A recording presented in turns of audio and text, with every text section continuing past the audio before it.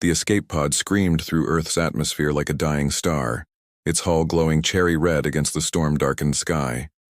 Inside, Kira pressed her pale blue hands against the failing control panel, her red hair whipping around her face, as the craft bucked and rolled through the turbulent air. The rebellion had failed. Her homeworld of Thesara burned behind her, and now even this final hope of sanctuary seemed destined to end in flames. "Come on," she whispered in her native tongue, her voice barely audible over the shrieking wind and groaning metal. The pod's navigation system flickered between languages, Thessarian, Universal Standard, and now something primitive that must be local to this backwater planet. English, the display read. She'd studied it briefly in the diplomatic archives, never imagining she'd need it to survive. The mountain peaks rushed up to meet her, their snow-covered faces gleaming in the pod's emergency lights. Kira braced for impact, her mind flooding with memories of the life she'd left behind. Her younger brother Dex, who'd pressed the activation codes into her hands as government forces stormed their hideout. Her mentor Orin, who'd taught her that sometimes the greatest courage lay in knowing when to run. The burning city she'd glimpsed through the pod's viewport as she'd fled into the black void of space. The crash came like a thunderclap. The pod carved a burning furrow through the snow, spinning end over end before slamming into a cluster of pine trees. The impact threw Kira against the bulkhead, and she felt something crack in her ribs. Sparks showered from the control panel as the pod systems died one by one, leaving her in darkness save for the faint glow of the emergency beacon. She lay still for several minutes, testing her body for damage. Her left shoulder throbbed where she'd struck the wall, and each breath sent sharp pains through her chest, but nothing seemed broken beyond repair. The real problem was the cold. Already frost was forming on the inside of the pod's cracked viewports, and she could feel the bitter mountain air seeping through the breaches in the hull. Moving carefully, Kira activated the pod's distress beacon and recorded a message in Thessarian. "This is Kira Vex of the 3rd Resistance Cell. I have reached the planet designated as Earth in Grid Section 7 to Alpha. If any friendly forces receive this transmission, I am alive but stranded. The cause endures even if I cannot continue to serve it." She paused, then added more softly, "Tell Dex I made it safely to the stars. The beacon would transmit for perhaps 6 hours before its power cell died. After that, she would be truly alone." Gathering what supplies she could from the pod's emergency stores, a thermal blanket, a small cutting tool, and a container of high-energy paste that would last perhaps 2 days, Kira forced open the damaged hatch and stepped into the howling blizzard. The cold hit her like a physical blow, far worse than anything she'd experienced on Thessara's temperate surface. Her breath formed clouds of vapor that were instantly torn away by the wind, and the snow stung her exposed skin like tiny needles. Through the swirling white, she could make out the dark shape of what looked like a bridge, an old stone structure spanning a frozen stream. It wasn't much, but it would provide shelter from the worst of the wind. Kira pulled the thermal blanket around her shoulders and began the slow, painful trek through the knee-deep snow. The space under the bridge was cramped and damp, but it blocked the wind. She huddled against the stone wall, pulling the blanket tight around her body. The emergency rations would help, but she knew they wouldn't last long. This was a temporary refuge at best. She needed to find civilization, needed to find people who might help rather than simply fear her alien appearance. As the night deepened and the storm continued to rage, Kira closed her eyes and tried to ignore the gnawing cold that seeped through, even the advanced thermal blanket. She thought of home, of the red skies of Thessara and the crystal cities that now lay in ruins. She thought of the cause that had driven her to this frozen exile, and wondered if any of her fellow rebels still lived to continue the fight. But mostly she tried not to think about how far she was from anything resembling hope. The first night under the bridge nearly killed her. Kira huddled against the stone wall, her body shaking uncontrollably as the temperature plummeted. The thermal blanket, designed for the mild climate of Thessara, proved woefully inadequate against Earth's brutal mountain winter. By dawn, ice had formed in her red hair, and her pale blue skin had taken on an alarming gray tinge. The second day brought no relief. The blizzard continued to rage, making any attempt to search for help impossible. Kira rationed her emergency rations carefully, allowing herself only small sips of the nutrient paste. Her stomach cramped with hunger, but she knew the meager supplies had to last. She spent the daylight hours gathering what dry wood she could find, breaking off dead branches from the trees near the bridge. When darkness fell again, desperation drove her to a choice she'd hoped to avoid. The cutting tool from her escape pod could generate enough heat to ignite the wood, but only if she fed it something more substantial as tinder. With trembling fingers, she began cutting strips from her outer garment, a ceremonial robe she'd worn during her final address to the Thessarian Resistance Council. The fabric caught quickly, flames dancing hungrily in the small cave of stone. For a few precious hours, warmth returned to her limbs. She held her hands close to the fire, feeling life flow back into her fingers. But the robe burned too fast, consuming itself in a brief blaze of heat and light, before leaving her in darkness. Once more, on the third night, she burned her boots. The leather and synthetic materials produced an acrid smoke that made her cough, but they burned longer than the fabric. She wrapped her feet in torn strips from her undergarments, knowing that frostbite was now a real possibility. The cold seemed to seep into her very bones, making every movement an agony. As the makeshift fire dwindled, Kira found herself drifting between sleep and delirium. She dreamed of Thessara's twin suns warming her face, of the council chambers where she'd stood beside Orin and argued for peaceful resistance rather than outright war. Those debates seemed like a lifetime ago now, philosophical luxuries from a world where survival wasn't measured in hours of warmth stolen from burning clothes. The people need hope, not just anger, she'd told the assembled rebels. If we become the monsters they claim we are, how are we any different from the regime we fight? But Orin had shaken his gray head sadly. Sometimes, young Kira, survival requires us to abandon our ideals. The question is whether we can find them again once the fighting ends. Now shivering in this alien cave of stone, she understood what he'd meant. Her ideals felt as distant as the stars above Earth's clouded sky. All that mattered was the next breath, the next hour of life clawed from the merciless cold. The third day dawned clear but bitter. The storm had finally passed, leaving behind a landscape of pristine white that hurt to look at in the brilliant sunlight. Kira forced herself to venture out, following the stream beneath the bridge in hope of finding some sign of civilization. Her makeshift foot wrappings quickly became soaked, and she could no longer feel her toes. After an hour of stumbling through the snow, she found them, footprints in the snow, definitely not made by native wildlife. The tracks were old, partially filled by the storm, but they followed what might have been a path.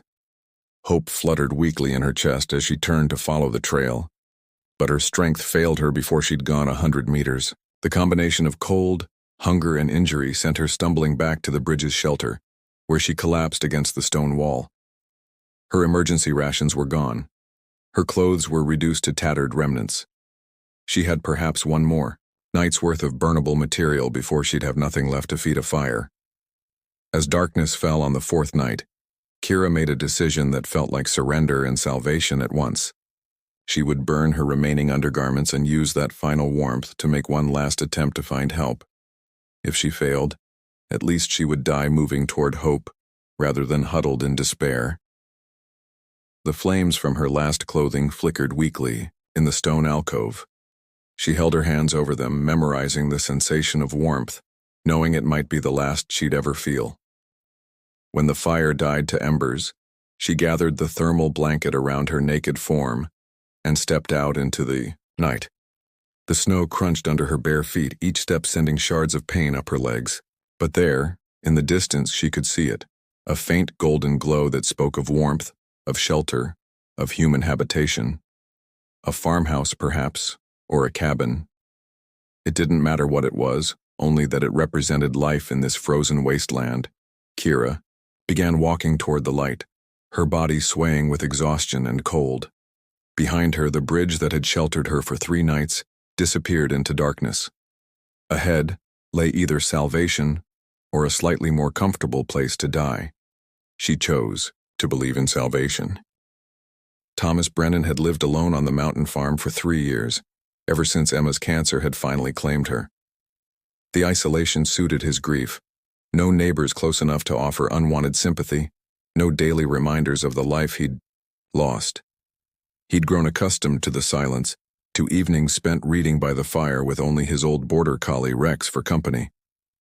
So when Rex began barking frantically at the kitchen door near midnight, Thomas's first thought was of coyotes, or perhaps a bear drawn by the scent of his winter stores. He pulled on his boots and heavy coat, grabbing the shotgun from above the mantel more from habit than any real expectation of danger. Mountain winters made all creatures desperate, but most were more frightened of humans than humans were of them. The barking grew more insistent, punctuated by whines that suggested confusion rather than aggression. Thomas opened the door cautiously, peering out into the clear, star-filled night. The storm had passed, leaving behind a landscape so pristine it seemed to glow in the moonlight. At first he saw nothing. Then Rex bounded past him into the snow, circling something dark against the white ground about 20 yards from the house. Thomas raised his flashlight and the beam illuminated what his mind initially refused to accept. A woman lay collapsed in the snow, her skin an impossible shade of pale blue that caught the light like polished stone. Her hair, a deep crimson, that seemed to shimmer with its own inner fire, spilled around her face in tangled waves. She was wrapped in what appeared to be a metallic blanket, but beneath it he could see she wore almost nothing, just scraps of fabric that looked like they'd been torn or burned. Thomas approached slowly, his breath forming clouds in the frigid air. This had to be some kind of medical emergency. Hypothermia could cause hallucinations, could make him see things that weren't there, but as he knelt beside the figure, Rex sniffing curiously at her outstretched hand, the reality became undeniable. She was breathing, but barely. Her skin, that incredible blue shade that reminded him of Emma's favorite morning glories, was cold, as ice to the touch. But it was her face that made him forget everything else. Delicate features that seemed almost carved from marble, high cheekbones, and closed eyes fringed with lashes the same red as her hair. Jesus, he whispered, setting down the shotgun. Whatever she was, wherever she'd come from, she was dying, and Thomas Brennan, who hadn't been able to save his wife from the cancer that ate her alive, wasn't about to let another soul slip away if he could prevent it. He gathered her into his arms, surprised by how light she felt despite being nearly as tall as his own 6 feet. Her head lolled against his shoulder, and he could feel the faint whisper of her breath against his neck. Rex followed anxiously as Thomas carried her toward the house, whining softly. The warmth of the kitchen seemed to revive her slightly. Her eyes fluttered open as he laid her on the couch near the fireplace, eyes that were the deep purple of twilight, alien and beautiful. She looked up at him with what might have been fear or confusion, her lips moving soundlessly. "Easy," Thomas said softly, the same tone he'd used with frightened animals. "You're safe now. I'm going to help you." She tried to sit up, but he gently pressed her back down. "Don't move. You're hypothermic. Maybe worse. I need to get you warm." He pulled blankets from the bedroom, piling them over her shivering form. Her skin was beginning to show a healthier blue tint, like winter sky instead of ice. In the lamplight, he could see her more clearly. The blue of her skin wasn't uniform. It was deeper along her spine and shoulders, lighter on her palms and the soles of her feet. And she was definitely not human, not with those eyes and that impossible coloring. But she was also definitely a she and definitely in need of help. Thomas heated milk on the stove, adding honey and a touch of whiskey, Emma's old remedy for winter chills. When he returned to the couch, the woman was watching him with those extraordinary eyes no longer quite so glazed with cold and exhaustion. "Can you sit up?" he asked. "You need to get something warm inside you." She struggled upright, accepting his help without resistance. When he held the mug to her lips, she drank carefully, her eyes never leaving his face. The warm liquid seemed to revive her further. Color, that strange, beautiful blue, returned to her cheeks. "Thank you," she said softly, her voice carrying a musical accent he couldn't place. The words came out carefully, as if she were translating them in her mind. Thomas settled into his chair across from her. Rex curling up at his feet. "What's your name? How did you get out there?" She was quiet for so long he thought she might not answer. Finally, she said, "I am Kira. My ship was damaged. I crashed in the mountains." Ship. Thomas absorbed this information with the same calm acceptance that had gotten him through Emma's long illness. Life had taught him that sometimes the impossible simply happened, and you dealt with it as best you could. "Well, Kira," he said, "I'm Thomas, and you're welcome to stay here as long as you need to recover." Tears, ordinary, human tears, slipped down her blue cheeks. "You are not afraid of me?" Thomas looked at this strange, beautiful woman who had appeared in his snow-covered yard like something from a dream. 3 years of loneliness had taught him that fear was a luxury he couldn't afford. "Should I be?" She shook her head slowly. "I am a refugee. I mean no harm." "Then we'll figure out the rest as we go," Thomas said simply. "For now, you need rest and warmth. Tomorrow we can talk about where you came from and where you're going." As if his words had given her permission to finally let go, Kira's eyes drifted closed. Thomas watched her sleep, this impossible visitor who had changed his quiet world in the space of an hour. Outside, the mountain wind howled around the farmhouse, but inside, the fire crackled warmly. For the first time in 3 years, Thomas Brennan didn't feel alone. The morning sun streaming through the kitchen windows found Kira sitting at Thomas's table, wearing one of Emma's old robes. The soft cotton hung loose on her frame, but it covered her completely and had restored some measure of dignity along with warmth. Her red hair, now clean and dry, caught the light like spun copper as she carefully sipped the coffee Thomas had prepared. "It's bitter," she said, making a face that was so human it made Thomas smile despite himself. "Most people add cream and sugar," he said, pushing both across the table. "Emma used to say my coffee could strip paint." Kira experimented with the additions, her movements precise and deliberate. Everything she did seemed measured, as if she were consciously thinking about each action. "Emma was your mate?" The simple, direct way she asked caught him off guard. "My wife, yes. She died 3 years ago." "I am sorry for your loss." Kira's purple eyes met his with genuine sympathy. "You loved her very much." 32 years, Thomas said quietly. "We met in college, married right after graduation. She always said she wanted to live somewhere she could see the stars clearly." They sat in comfortable silence for a moment, the morning light playing across Kira's unusual features. In daylight, her alien nature was even more pronounced. The blue of her skin had subtle variations like watercolor, darker at her temples and along her collarbones, lighter at her wrists and throat. But her expressions, her mannerisms were achingly familiar. "What about you?" Thomas asked. "Do you have family back home?" Kira's hand tightened around her coffee mug. "I had a younger brother, Dex. He helped me escape when the government forces came for us." "Government forces?" "There was a rebellion on my world, Thesara. We believed in peaceful resistance, but—" She shook her head. "Perhaps it does not matter now. I can never return." Thomas heard the pain in her voice, recognized the particular ache of permanent loss. "What will you do?" "I do not know. I had hoped my people might send a rescue ship, but my communication device was damaged in the crash." She looked out the window at the snow-covered landscape. "I am trapped here, surely as if I were in prison." "It's not a prison," Thomas said gently. "At least it doesn't have to be." Over the following days, they fell into an easy routine. Thomas showed Kira around the farm, explaining how he maintained the property during the winter months. She was a quick learner, asking thoughtful questions about everything from the generator that powered the house to the greenhouse where he grew vegetables year-round. "Your technology is simpler than ours," she observed one afternoon as they fed his small flock of chickens. "But it is more elegant, direct." "We make do with what we have," Thomas said, watching her scatter grain with the same careful precision she brought to everything. The chickens, initially startled by her unusual appearance, had quickly accepted her presence. "On Thesara, We had machines that could regulate temperature and humidity automatically. But this, she gestured to the greenhouse with its carefully tended rows of tomatoes and herbs. This requires knowledge of each plant, attention to small changes. It is more connected.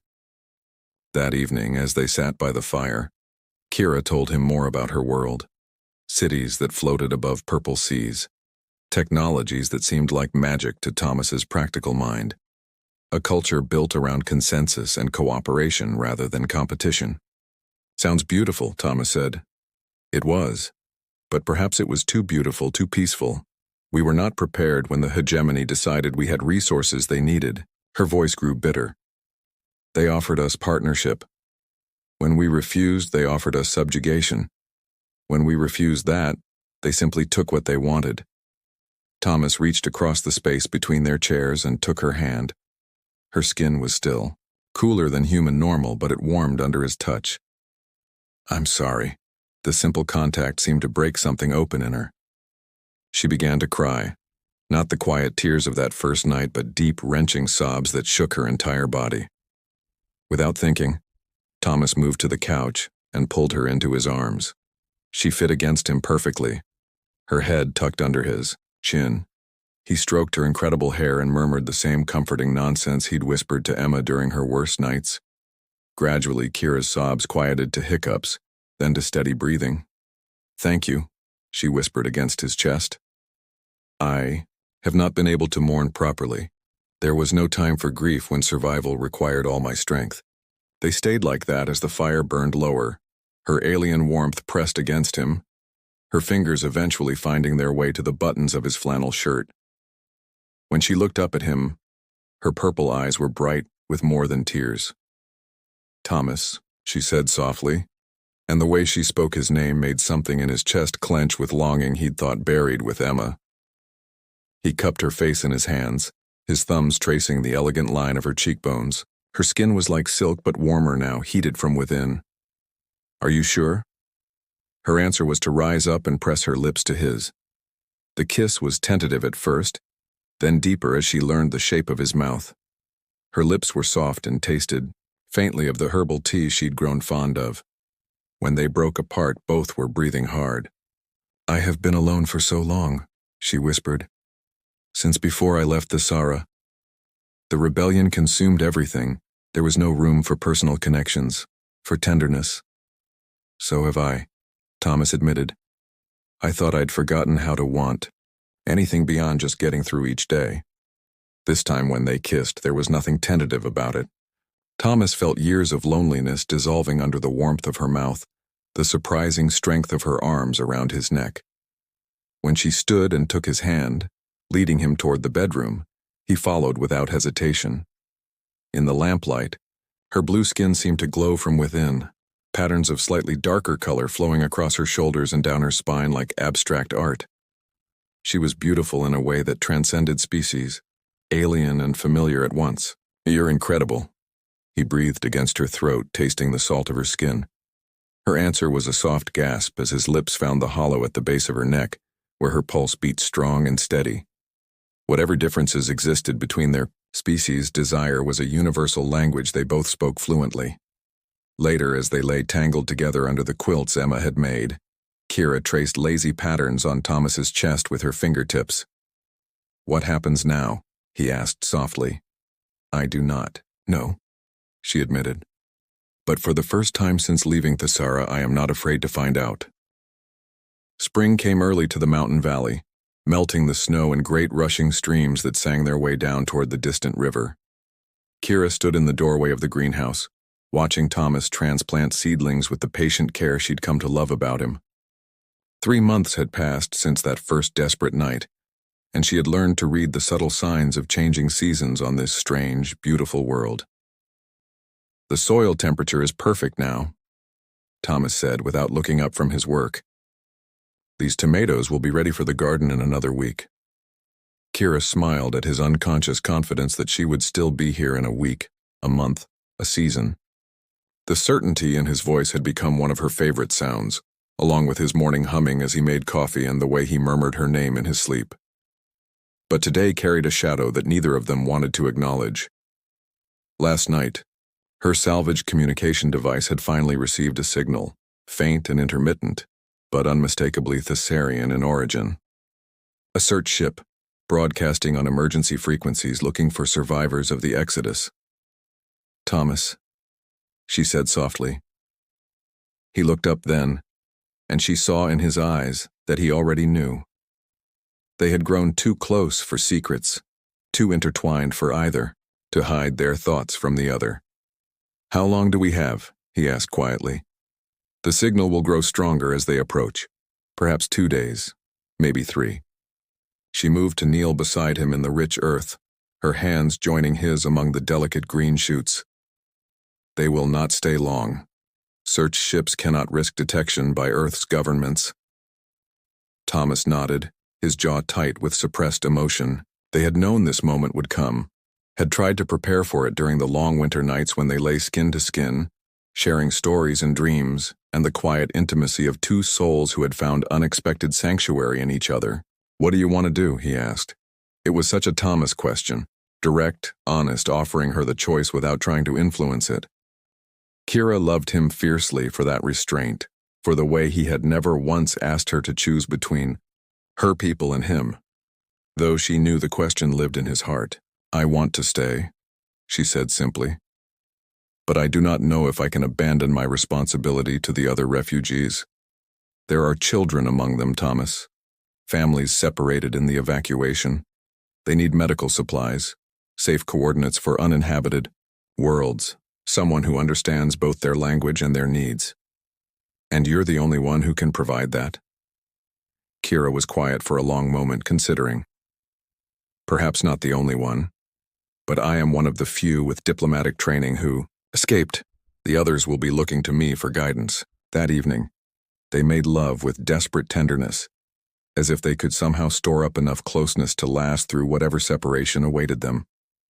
Kira memorized the taste of Thomas's skin, the way his hands mapped her alien body with reverent familiarity, the sound of her name on his lips when passion overwhelmed his usual quiet restraint. Afterward, they lay entwined in the darkness, listening to the spring rain drumming against the windows. "Come with me," Kira whispered against his throat. Thomas was quiet for so long she thought he hadn't heard her. Finally, he said, "This is my home, Kira. Emma is buried in the cemetery down in Pine Ridge. 30 years of memories are built into these walls." "I know," she said, though the words felt like swallowing glass. "I know." The search ship arrived on the 3rd day, just as Kira had predicted. It appeared at dawn, a sleek silver craft that settled onto the meadow where Thomas normally pastured his cattle. Kira stood at the kitchen window watching 3 figures emerge from the ship. Her own people, blue-skinned and red-haired, calling her name in the musical language of Thessara. One of them was Dex. She ran then, stumbling through the wet grass in her human clothes, tears streaming down her face as her younger brother caught her in his arms. He was thinner than she remembered, his face marked by the same haunting experiences that had driven them all into exile. But he was alive. "Sister," he said in Thessarian, his voice rough with emotion. "We thought you were dead. Your pod's signal disappeared weeks ago. I crashed," she managed through her tears. "A human found me, helped me survive." Dex looked past her to where Thomas stood in the doorway of the farmhouse, his expression carefully neutral. "This human?" "Thomas. He saved my life. Then we owe him a debt," Dex said formally, inclining his head toward Thomas in a gesture of respect. "But Kira, we must leave soon. The Earth governments have begun tracking our ships. It is not safe to remain." Kira felt Thomas's gaze on her back, felt the weight of the choice she had known was coming. Around them, the other refugees were preparing to depart, their movements efficient and urgent. "How many survivors?" she asked. 47 ships escaped, the final assault. Perhaps 300 souls total, scattered across a dozen star systems. "We are trying to establish a new colony world, but we need someone with your diplomatic skills to negotiate with the planetary authorities." 300 people. Children who had lost their parents, elders displaced from the only home they'd ever known. families torn apart by war and desperate flight. How could she weigh their needs against her own happiness? But when she turned to look at Thomas, she saw something in his eyes that changed everything.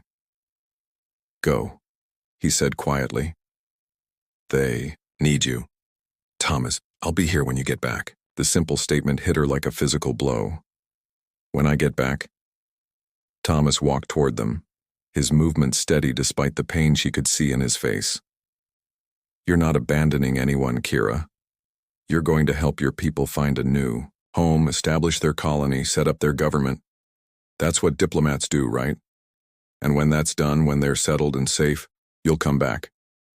Dex looked between them with sudden understanding. "You wish to return to this world? To him?" "This is my home now," Kira said, her voice stronger than she felt. "These people, this man, they gave me sanctuary when I had nothing. But I cannot abandon the refugees either." "Then we will return for you," Dex said simply. "When our new world is established, when we no longer need a diplomat to speak for us, we will come back." Thomas stepped forward, extending his hand to Dex in the human gesture of greeting. "How long?" 2 years, perhaps 3. Long enough to establish permanent settlement and basic infrastructure." "I'll be here," Thomas repeated, and Kira heard the promise in his voice, saw it in the steady gray of his eyes. The farewell was brief, too brief for everything she wanted to say, but long enough for Thomas to hold her close and whisper, "I love you," against her hair. She pressed something small and metallic into his hand, a piece of her crashed pod fashioned into a simple pendant. "To remember me by," she said. "I won't need a reminder," he said, but he closed his fingers around the pendant anyway. As the search ship lifted off, Kira watched the farmhouse grow smaller below them, watched Thomas standing alone in the meadow with his hand raised in farewell. The ship's trajectory would take them past the old stone bridge where she had nearly died, past the mountains that had witnessed her transformation from refugee to something she had never expected to become. A woman with 2 homes, 2 peoples, 2 hearts that somehow beat as one. "Tell me about this human," Dex said as Earth fell away below them. Kira smiled through her tears. "His name is Thomas Brennan," she began, "and he opens doors for strangers." 2 years later, almost to the day, another ship would land in that same meadow. Thomas would be waiting, older and grayer, but with the same steady hands, the same quiet strength that had first drawn her to him. And Kira would run to him across the spring grass, carrying news of a successful colony and a people finally at peace, ready to begin the next chapter of a love story that had bridged the space between worlds. But that is a story for another day. This one ends with a promise kept, a door held open, and 2 souls choosing love over fear in a universe too often defined by both.